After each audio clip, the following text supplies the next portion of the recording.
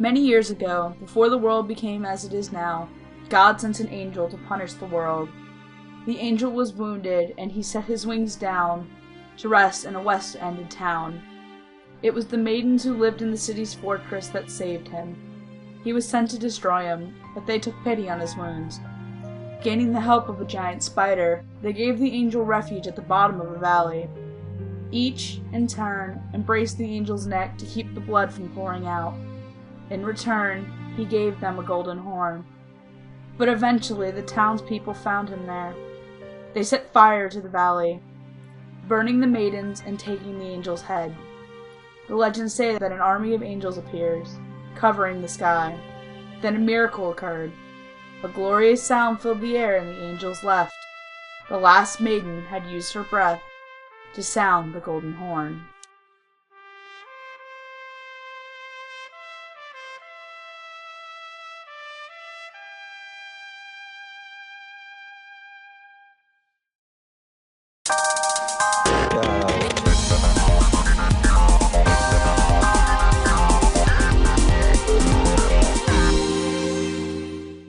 Hey guys, we're back for another round of Moe May. Seeing as I struck out with musical Moe anime with K-On! And Idolmaster, I figured I'd find something a little bit different to say. Something that has a little bit of an amazing grace to it. This is Sora No Woto, or Sound of the Sky. I'm ready, I'm ready, 始めよう、やればできる、きっと絶対私なんだわ。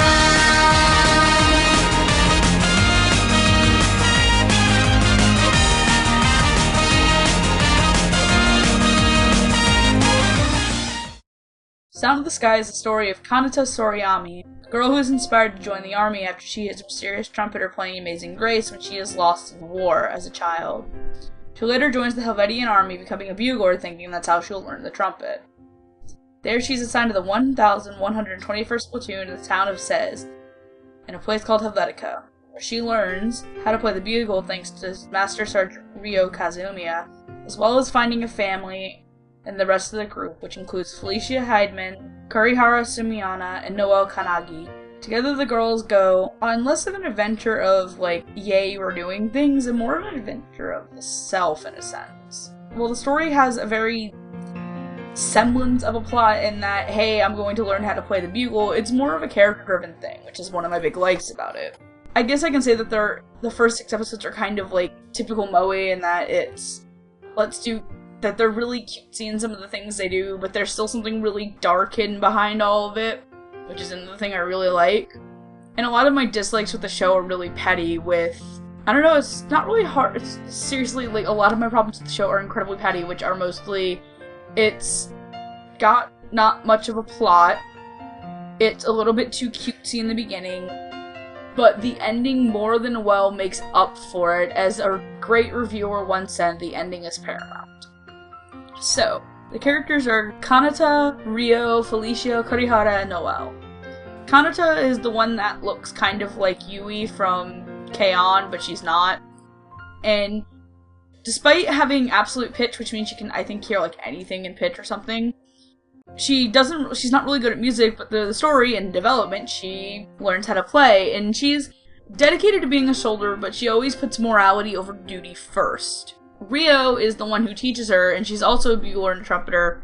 She's a little bit more of a hard ass in a sense, but something's really haunting her too. And I'm not going to say what it is because it's really worth watching it to see what her story is. Felicia is the mom of the group, and she has post-traumatic stress disorder, and it's really her episode where they focus on her backstory is kind of like the turning point of the series, in a sense where you start realizing that, oh shit, this isn't as cute as it looks. Kurihara is the youngest, oddly enough at 14 years old. She's really strict, she's an orphan, she's got an idol named the Desert Wolf. In the end, she does fall to morality versus duty, and she's kind of the character that's just, if any of them are just kind of there, she would be my pick for just kind of being there and stuff. Then there's Noelle, she's so spoilery that it hurts, and I don't want to really talk about her, but she's kind of the mysterious waif one that sleeps a lot, but there's something to her more that comes around at the end of the series that really, you're just like, oh shit. So she's another character I really like.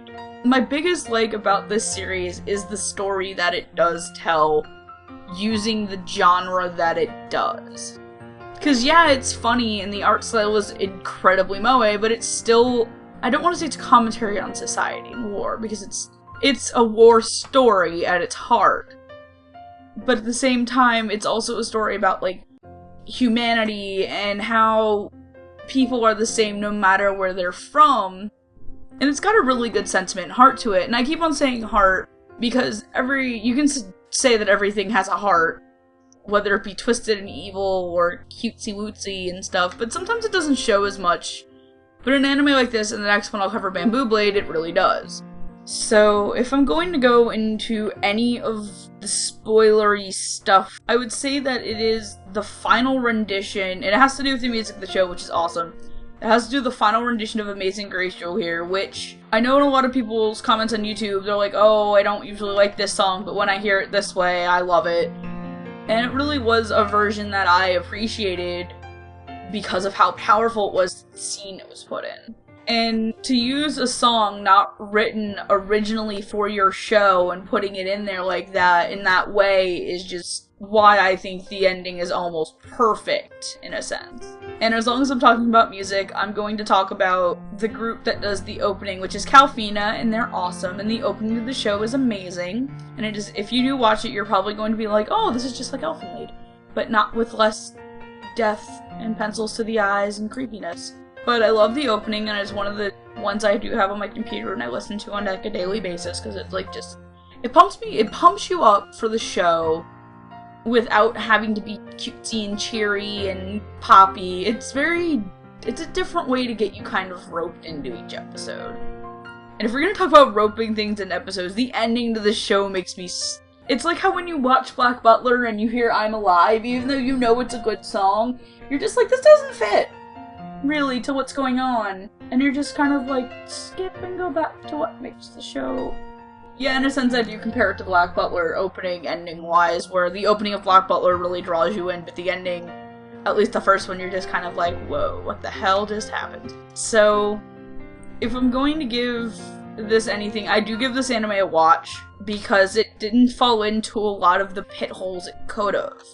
Because it could have literally just been cutesy military stuff like an anime called Upote that's out now, but it didn't, and it went to a place that I didn't expect it to. So, I'm going to say, yeah, give it a watch. You can watch it all on Crunchyroll, if you are allowed to use Crunchyroll.